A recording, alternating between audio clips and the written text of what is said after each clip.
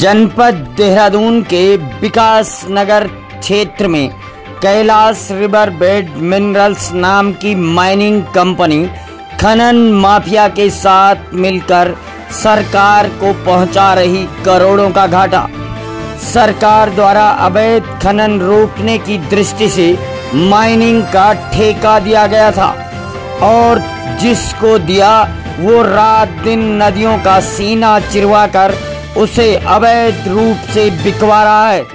अब mining company और खनन माफिया मिलकर फर्जी रवन्नों के आधार पर अवैध खनन करवा रहे हैं। ऐसे में सरकार को रोज लाखों का नुकसान उठाना पड़ रहा है। नमस्कार साथियों, बीते 2-3 दिन पहले विकास नगर से Kailash river bed minerals mining company द्वारा सेलाकुई में खड़े ट्रैक्टरों के फर्जी रवन्ने दिखाकर डंफरों से खनन सामग्री शंकरपुर स्थित एनएस स्टोन क्रेशर तक पहुंचाई जा रही थी। जब ट्रैक्टर स्वामी अमर सिंह ने इस मामले में आवाज उठाई तो कंपनी अमर सिंह को मैनेज करने के लिए हाथ पांव मारने लगी, लेकिन अमर सिंह बिल्कुल नहीं माना। अमर सिंह द्वारा कोबरा न्यूज को दिए वीडियो में साफ कहा गया है कि एनएस स्टोन क्रेशर कर रहा है माइनिंग कंपनी के साथ मिलकर अवैध खनन का खेल। अमर सिंह ने कहा कि ट्रैक्टर ट्रॉली घर के आंगन में खड़ी होने के बावजूद भी उसके ट्रैक्टर के नंबर पर एनएस स्टोन क्रेशर प्लांट के नाम पर फर्जी रवन्ने कटा हुआ है, जिसमें खनन सामग्री आरबीएम को एनएस स्टोन क्रेशर कैंचीवाला में लाना दर्शाया गया है। उस रिकॉर्डिंग के वायरल होने के बाद एक लेटर वायरल होता है जिसमें ट्रैक्टर के ड्राइवर से झूठ बुलवाकर एक लेटर पर हस्ताक्षर करवा लिए जाते हैं, जिसमें लिखा था कि ट्रैक्टर एनएस स्टोन क्रेशर पर लगातार चल रहा है और जो ऑडियो रिकॉर्डिंग वायरल हो रही है वह झूठी है। इसके बाद हस्ताक्षर करने वाले व्यक्ति ने सारी सच्चाई उगली, किस तरह से माइनिंग कंपनी और एनएस स्टोन क्रेशर संचालक सचिन एवं सोहेल ने उसको एक नामी व्यक्ति के ऑफिस पर बुलवाया और उसे फंसाने का भय दिखाया।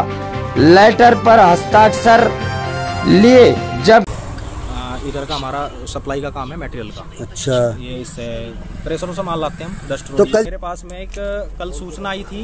ये लड़के मेरे पास ही काम करते हैं, मेरी साइडों को माल डालते हैं। तो मेरे पास सूचना दी उन्होंने कि क्या बोलते हैं हमारे ट्रैक्टर हमने उस पे क्रेशर पे गए हुए, मैंने मीना माल भरने के लिए बेचा था कि जाओ माल लेके आ जाओ और कैरी में थोड़ा माल डालना है। तो ये क्रेशर पे गए और क्रेशर पे जाके इन्होंने बोला कि रवाना हमारा कटा हुआ ट्रैक्टर का।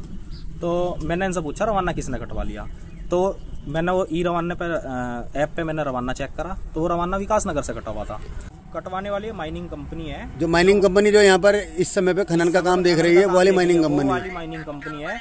और हमने 2-3 लड़के वहाँ पे भेजे थे, 2-3 लड़के वहाँ पे भेजे थे हमने। उन्होंने चेक करा और वहाँ कांटे वाले से पूछा अच्छा कि तुम्हारे ये जो हमारे ट्रैक्टरों के रवाने काटे ये किसने काटे। तो माइनिंग का जो वहाँ पे लड़का बैठा हुआ था जो रवाने काटता है, उसने बोला कि ये हमारे रवाने इस लड़के ने कटवाई।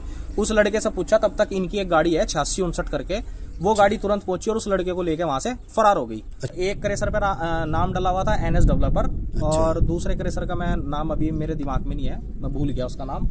एक दूसरे क्रेशर का भी नाम था। तो इस थाने में नहीं दी है, मैं इसका सीधा कोर्ट में जाना चाहता हूँ। और दूसरी चीज क्या है कि मैंने इनके अधिकारियों से, उच्च अधिकारियों से भी बात की। उन्होंने भी उच्च अधिकारियों में आपने लगभग किन से बात की होगी? कुछ मैंने सुमन जी से बात की, इनके एक सुमन जी हैं उच्च अधिकारी, मैंने उनसे भी बात की और उन्होंने भी मुझे कोई ढंग से रिस्पॉन्स नहीं दिया। मैंने 2 बार फोन किया उन्हें।